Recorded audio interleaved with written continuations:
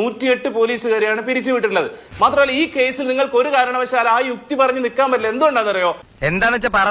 ഈ ന്യൂമാൻ എന്ന് പറഞ്ഞ പോലീസുകാരൻ എന്റെ അറിവ് ശരിയാണെങ്കിൽ വളരെ വളരെ ക്ലിയർ ആയിട്ട് KSU പ്രവർത്തകനായിരുന്നു, KSUവിന്റെ ഭാരവാഹിയായിരുന്നു, പോലീസിൽ ചേരുന്നവരെ കോൺഗ്രസ്സുകാരനായിരുന്നു.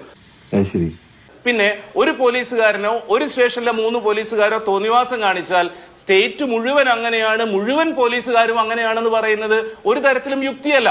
മാങ്കൂട്ടത്തിൽ എന്ന് പറഞ്ഞ ചങ്ങാതി സെക്ഷൽ പ്രിഡേഷൻ നടത്തി എന്നുള്ളതുകൊണ്ട് കോൺഗ്രസ്സുകാർ മുഴുവൻ പ്രിഡേറ്റേഴ്സ് ആണെന്ന് പറയാൻ പാടില്ല. അതുപോലെ തന്നെയാണിത്. ശരി, ജിൻഡോ ജോൺ. പിന്നെ തുടങ്ങിയേക്കാം. 2 വർഷക്കാലം ഈ CCTV ദൃശ്യങ്ങൾ എവിടെയായിരുന്നു ഇരുന്നത് എന്ന് താങ്കൾക്ക് പറയാൻ പറ്റുമോ? ആരാ ഒളിച്ചു വെച്ചതെന്ന് അറിയാൻ പറ്റുമോ? അവിടുത്തെ SHO അടക്കം മേലുദ്യോഗസ്ഥരടക്കം കണ്ടതല്ലേ ഈ CCTV ദൃശ്യങ്ങൾ? അത്തരത്തിൽ ഏതെങ്കിലും ഒരു നടപടി എടുത്തോ? സുജിത്ത് കോടതിയിൽ പോയതിനു ശേഷം കോടതി നിർദ്ദേശപ്രകാരമല്ലേ ഒരു ക്രിമിനൽ കേസ് പോലും എടുക്കുന്നത്? ഈ ദൃശ്യങ്ങൾ പുറത്തു വന്നതിന് ശേഷം ഇതിന് ആനുപാതികമായിട്ടുള്ള വകുപ്പുകൾ ചാർത്തി കേസെടുക്കാൻ പറ്റിയിട്ടുണ്ടോ? ഇവരൊക്കെ കഴിഞ്ഞ 2 വർഷക്കാലം കഞ്ഞിപ്പശ മുക്കിയത് സുജിത്തിന്റെ അടക്കം നികുതി പണം കിട്ടിയ സർക്കാർ ഖജനാവിൽ നിന്ന് ശമ്പളം പറ്റിക്കൊണ്ടാണ്.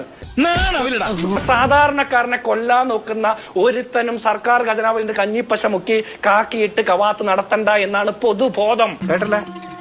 ഇനി നുഹ്മാൻ എന്ന് പറഞ്ഞ SI കോൺഗ്രസ്സുകാരനായിരുന്ന ഒരു SIയെ എന്തിനാണ് പിണറായി വിജയൻ എന്ന് പറഞ്ഞ CPM കാരനായിട്ടുള്ള ആഭ്യന്തര വകുപ്പ് മന്ത്രിയുടെ സർക്കാർ എന്തിനാ സംരക്ഷിക്കുന്നത്?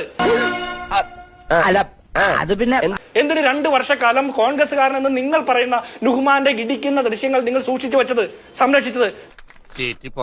ഇനി ഒരു കാര്യം കൂടി താങ്കൾ പറയാം. താങ്കൾ മാങ്കൂട്ടത്തിനെ ഇതിലേക്ക് പ്രത്യേകം കൊണ്ടുവന്നു. അത് താങ്കളുടെ പേഴ്സണൽ ഇൻട്രസ്റ്റ് ആയിരിക്കും. മുൻ ഭാര്യയെ മുട്ടിന് കുനിച്ചു നിർത്തി മുട്ടിനിടിച്ച മുഹമ്മദ് റിയാസിനെ പോലെ എല്ലാവരും സ്ത്രീപീഡകരാണെന്ന് ഞാൻ പറയില്ല. കൊലക്കേസ് പ്രതിയായിട്ടുള്ള മുഖ്യമന്ത്രി പിണറായി വിജയനെ പോലെ എല്ലാ CPMകാരും കൊലക്കേസ് പ്രതികളാണെന്ന് ഞാൻ പറയില്ല. ശശിയെ പോലെ PK ശശിയെ പോലെ മുഴുവൻ CPMകാരും പീഡകരാണെന്നും ഞാൻ പറയില്ല. അല്ലാത്ത ആളുകളും എല്ലായിടത്തും ഉണ്ടെന്നേ.